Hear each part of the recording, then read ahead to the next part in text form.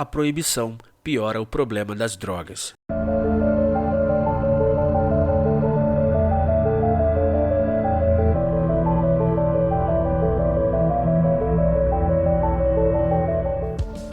Este artigo foi escrito por Brian McGlinchey, traduzido e publicado pelo Instituto Rothbard e narrado por Rafael Oliveira. À medida que as overdoses de drogas continuam aumentando nos Estados Unidos, uma droga emergiu como o assassino mais notório de nossos dias, o fentanil. Infelizmente, aqueles que mais veementemente denunciam o número de mortos do fentanil apoiam políticas que realmente promovem sua liderança no comércio de drogas ilícitas. Aprovado pela primeira vez para uso médico nos Estados Unidos em 1968, o fentanil é um opioide sintético usado para combater dor intensa após a cirurgia e dor crônica intensa. Embora semelhante à morfina ou heroína, é 50 a 100 vezes mais potente. A maior parte do fentanil que circula nas ruas não vem de empresas farmacêuticas. De acordo com o DEA, o fentanil do mercado negro é, fabricado principalmente em laboratórios clandestinos estrangeiros e contrabandeado para os Estados Unidos através do México, A China é uma importante fonte de seus ingredientes químicos e também de alguns produtos acabados. Tal como acontece com outras imitações do mercado negro, a inconsistência do fentanil ilícito o torna mais perigoso. Pior, muitas vezes é misturado com outras drogas, incluindo cocaína, heroína, maconha e versões falsificadas e disfarçadas de Oxycontin, Xanax e Adderall. Embora seu efeito varie de acordo com o tamanho e a tolerância do usuário, ingerir apenas 2 mg pode ser fatal. Esse fato é usado em descrições chocantes da letalidade do fentanil por funcionários públicos, especialistas e mídia sensacionalista. Uma manchete recente da Fox News é apenas um dos inúmeros exemplos de sensacionalismo do fentanil. Patrulha do estado do Colorado apreende fentanil suficiente para matar 25 milhões de pessoas. Quando você considera que em 2021 houve 108 mil mortes por overdose de todas as drogas em todo o país, você pode ver que as manchetes e a retórica centrada em tais cálculos não pretendem esclarecer o público, mas sim chocá-lo. O discurso americano sobre o fentanil é ainda mais distorcido por políticos e jornalistas desleixados que promulgam lendas urbanas sobre policiais e transeuntes morrendo por apenas tocar pó de fentanil.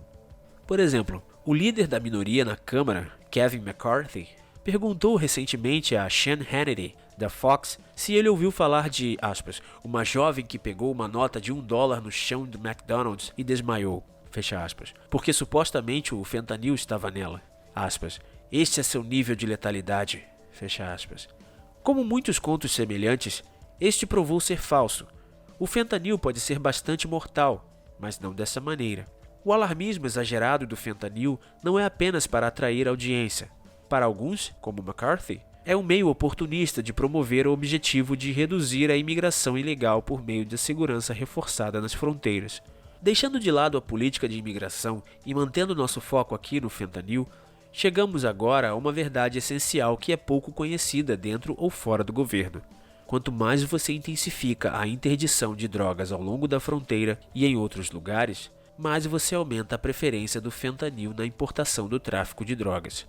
A culpa é da Lei de Ferro da Proibição.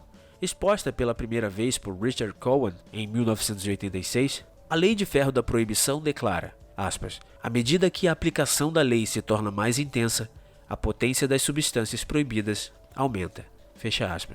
Para entender a dinâmica, vamos olhar para o experimento americano com a proibição do álcool, com a ajuda de Trevor Burrus, do Cato Institute.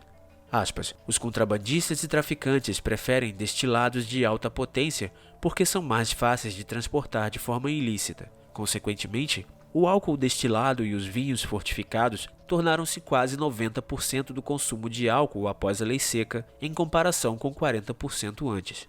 Durante a lei seca, os speakeasies eram essencialmente bares que serviam apenas Everclear. Agora pense sobre isso da perspectiva de um traficante de drogas. Você prefere tentar contrabandear 10 quilos de fentanil, 1.000 quilos de heroína ou um caminhão cheio de maconha? A dura realidade é que a aplicação das leis sobre drogas não é a resposta para a crise do fentanil. É a razão pela qual existe uma crise do fentanil.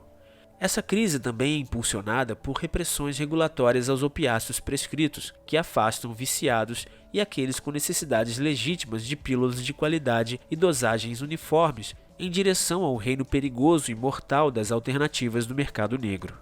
Considere o seguinte: em 2011, a oxicodona liderou as tabelas de mortes por overdose, com 5.587 mortes.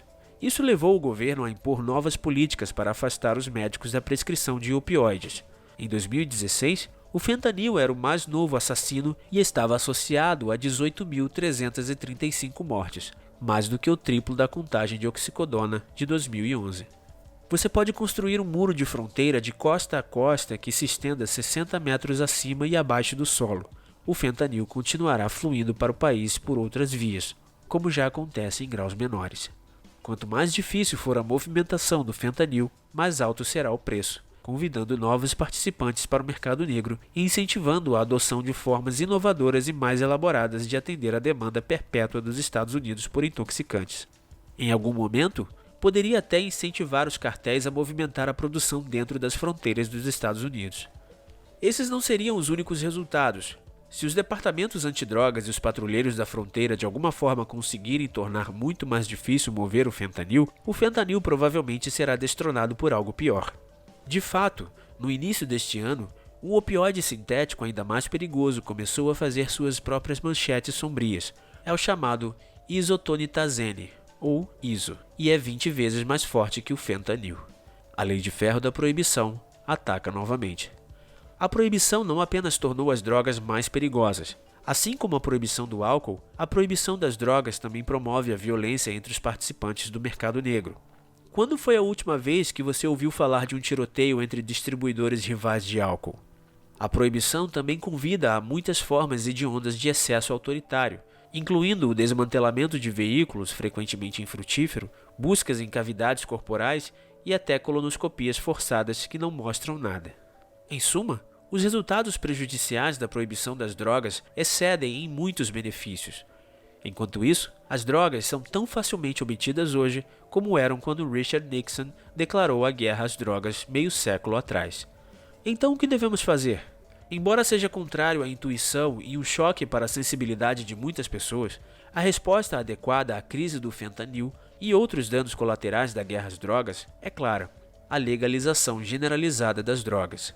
Isso não é um endosso do abuso de drogas, assim como o álcool legalizado não endossa o abuso de álcool, que, deve-se notar, tem um número de mortos que rivalizam, se não excede, o do abuso de drogas. Ao contrário, a plena legalização tanto da produção quanto da posse é a posição lógica para aqueles que entendem que as políticas devem ser julgadas não por suas intenções, mas por seus resultados. O link para este artigo está na descrição. Obrigado.